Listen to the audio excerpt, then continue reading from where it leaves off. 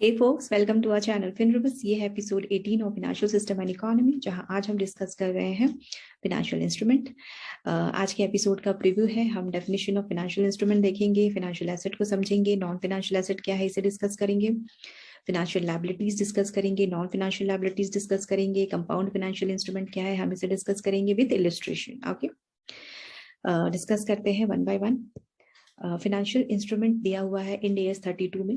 Okay, एक ऐसा contract है, फाइनेंशियल इंस्ट्रूमेंट एक ऐसा कॉन्ट्रैक्ट है जो कि क्या देता है, financial asset of one entity और financial liability of another entity और equity instrument of another entity.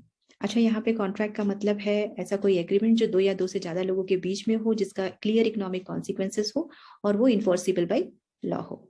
Okay, हम जब तक फाइनेंशियल एसेट नहीं समझ लेते, फाइनेंशियल लायबिलिटी नहीं समझ लेते, हम इक्विटी इंस्ट्रूमेंट क्या है ये नहीं समझ लेते, तब तक हमें ये डेफिनेशन समझ में नहीं आएगी। ओके, सो डिस्कस कर लेते हैं हम। देखा जाए तो ये फाइनेंशियल इंस्ट्रूमेंट बैलेंस शीट में होते हैं। Balance sheet in the sense, balance sheet के दो एस्पेक्ट होते हैं, हम और आप अच्छी तरह से जानते हैं, लायबिलिटीज और asset side.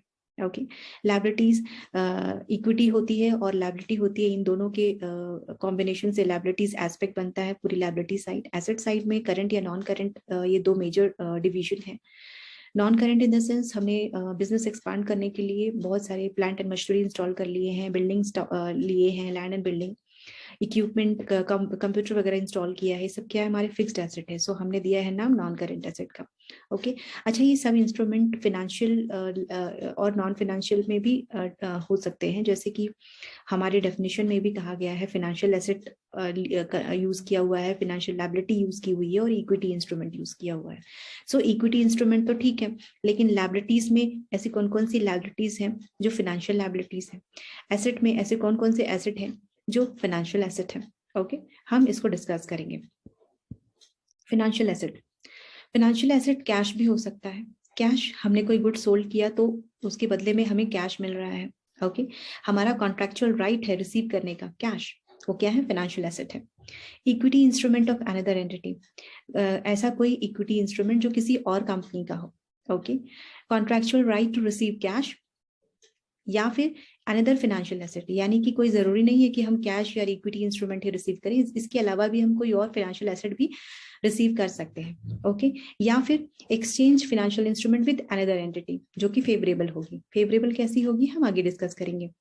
Contract settled in the entities own equity instrument. Okay, यहाँ पे बायबैक या फिर डेरिवेटिव नॉन डेरिवेटिव की बात हो रही है, जो कि डेरिवेटिव नॉन डेरिवेटिव हमने डिस्कस नहीं किया है फिलहाल। तो इस एपिसोड में, ये अपने आप में ही बहुत वास्ट टॉपिक है, इस एपिसोड में हम डिस्कस कर रहे हैं non derivative means obligation to receive a variable number of entities own equity instrument. Okay, derivative में set fixed amount of cash होगा, अनदर फाइनेंशियल एसेट होगा या फिर ओन इक्विटी इंस्ट्रूमेंट होगा। ओके, सो इस तरह से हम फाइनेंशियल एसेट, ये हमारा फाइनेंशियल एसेट हो सकता है।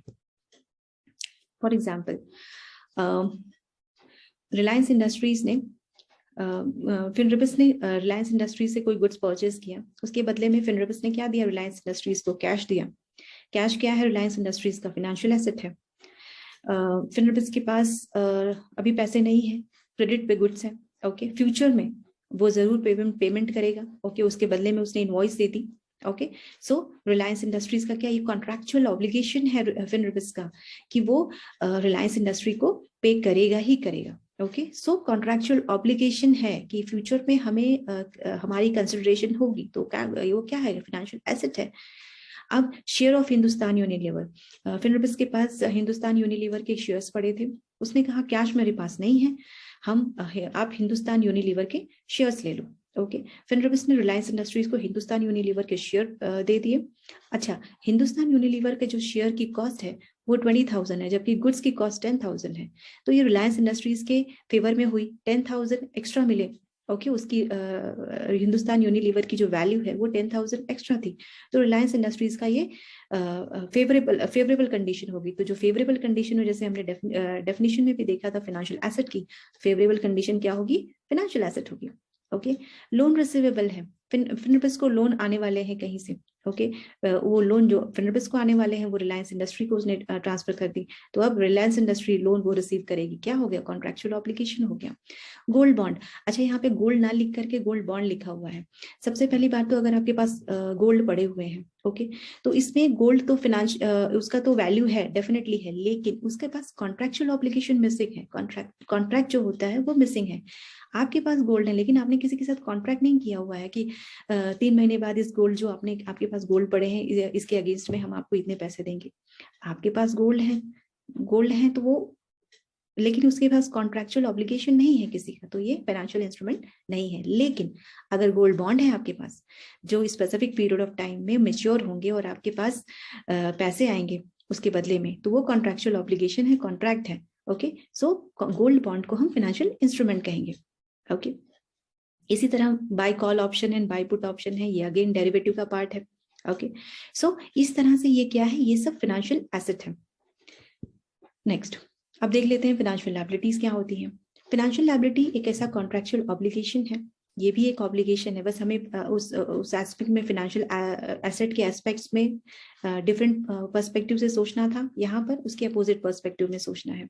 ओके, कॉन्ट्रैक्चुअल ऑब्लिगेशन में हम कैश दे सकते हैं जैसे कि फाइनेंशियल एसेट में था, हम अदर फाइनेंशियल एसेट दे सकते हैं, फिर उसके एक्सचेंज में फाइनेंशियल इंस्ट्रूमेंट के एक्सचेंज में अदर एंटिटी के फाइनेंशियल इंस्ट्रूमेंट दे सकते हैं जो कि अनफेवरेबल हो। फाइनेंशियल एसेट के टाइम पे फेवरेबल था, यहाँ पे अनफेवरेबल यानी कि हमारा नुकसान हो रहा है, तो वो फाइनेंशियल लायबिलिटी है। Contract settled in the entities own equity instrument, जैसे कि फाइनेंशियल एसेट के डेफिनेशन में भी हमने देखा था ओन इक्विटी इंस्ट्रूमेंट में। Okay, a non derivative obligation to deliver a variable number of entities own equity instrument। Okay, फिर a derivative settled other than fixed होगा, fixed amount of cash या फिर another financial asset या फिर own equity instrument। Okay, so इस तरह से क्या होगा, ये सब फाइनेंशियल लायबिलिटी होगी। कैसे होगी, अगेन फिनरबिस ने यहाँ पे क्या किया, गुड सोल्ड किया रिलायंस इंडस्ट्रीज को। ओके, अब रिलायंस इंडस्ट्री ने क्या किया, फिनरबिस को फ्यूचर में क्या देगा, कैश देगा, लेकिन अभी तक नहीं दिया हुआ है, तो क्या है, पेंडिंग है, लायबिलिटी है, लेकिन आएगा जरूर। फिनरबिस का ये कॉन्ट्रैक्चुअल राइट है कि वो फ्यूचर में रिलायंस इंडस्ट्री से कैश रिसीव करे। अगर उसने कैश रिसीव किया करेगा फ्यूचर में तो वो फाइनेंशियल लायबिलिटी होगी। ट्रेड पेएबल्स, जैसे वहां पे ट्रेड रिसीवेबल था, यहाँ पे ट्रेड पेएबल्स है, loan payable. Okay, return call option and put option, ये भी डेरिवेटिव का पार्ट है, हम आगे आने वाले एपिसोड में इसको इन डेप्थ डिस्कस करेंगे। ओके, इक्विटी इंस्ट्रूमेंट क्या होता है, जो कि हमारे डेफिनेशन में 3 एस्पेक्ट्स यूज किया हुआ था इंड AS 32 में। फाइनेंशियल इंस्ट्रूमेंट क्या होता है, जिसमें फाइनेंशियल एसेट, फाइनेंशियल लायबिलिटी और इक्विटी इंस्ट्रूमेंट था। तो इक्विटी इंस्ट्रूमेंट क्या होता है, जैसे कि एक ऐसा कॉन्ट्रैक्ट जो एविडेंस करता है जिसका रेसिडुअल इंटरेस्ट है एसेट में। ओके, जो कि हम और आप अच्छी तरह से जानते हैं कि सारे जो लायबिलिटीज में सारे जो लायबिलिटीज हैं एंटिटीज है हमारी, उसकी जो लायबिलिटी को डिडक्ट करने के बाद जो बचता है वो हमारी इक्विटी होती है। ओके, जैसे एसेट है और लायबिलिटी का टोटल इन सब में से जो हमारा जो लायबिलिटी है उसको डिडक्ट कर देते हैं, तो हमारा जो बचता है वो हमारा इक्विटी होता है।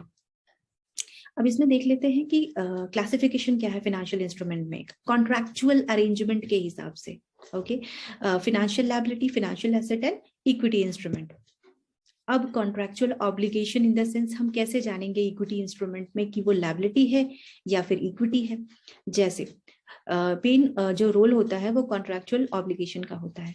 अगर आपके पास ये कॉन्ट्रैक्चुअल ऑब्लिगेशन है कि नहीं, आपको फ्यूचर में ये पैसे लौटाने ही लौटाने हैं, आपका ये कॉन्ट्रैक्चुअल ऑब्लिगेशन है टू डिलीवर अ कैश या फिर फाइनेंशियल एसेट। ओके, तो अगर यस कॉन्ट्रैक्चुअल ऑब्लिगेशन है तो वो आपकी लायबिलिटी हुई, लेकिन अगर कॉन्ट्रैक्चुअल ऑब्लिगेशन नहीं है तो वो आपकी इक्विटी हुई।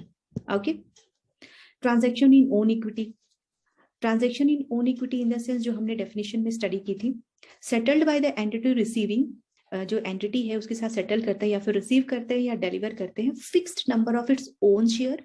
Okay, for no future consideration, मतलब हम अपने शेयर्स के साथ शेयर सेटल करते हैं, fixed number of own share करते हैं, मतलब हम डिसाइड करते हैं कि इसके बदले में हम इतने नंबर ऑफ शेयर्स के साथ ये रिसीव कर रहे हैं या फिर डिलीवर कर रहे हैं, what ever the case. Next one is exchanging a fixed number of its own share for a fixed amount of cash, या फिर हम कैश के बदले में सेटल करते हैं या फिर एक अदर फाइनेंशियल एसेट के बदले में सेटल करते हैं। ओके, अब डेफिनेशन हम फिर से देखते हैं। हमने फाइनेंशियल एसेट समझ लिया, हमने फाइनेंशियल लायबिलिटी समझ ली, हमने इक्विटी इंस्ट्रूमेंट समझ ली। फाइनेंशियल इंस्ट्रूमेंट के डेफिनेशन में इन AS 32 में दिया हुआ है कि फाइनेंशियल इंस्ट्रूमेंट एक ऐसा कॉन्ट्रैक्ट है जो फाइनेंशियल एसेट है ऑफ वन एंटिटी का, ओके, एंड और financial liability of another entity और equity instrument of another entity, okay. अब शायद अच्छी तरह से समझ में आ गया होगा कि फाइनेंशियल इंस्ट्रूमेंट में एक्चुअली क्या क्या होता है। अच्छा, कंपाउंड फाइनेंशियल इंस्ट्रूमेंट क्या होते हैं? कंपाउंड फाइनेंशियल इंस्ट्रूमेंट बेसिकली होते हैं जिसमें लायबिलिटी और इक्विटी दोनों होते हैं। कन्वर्टिबल बॉन्ड एक बेस्ट एग्जांपल है कंपाउंड फाइनेंशियल इंस्ट्रूमेंट का, ओके।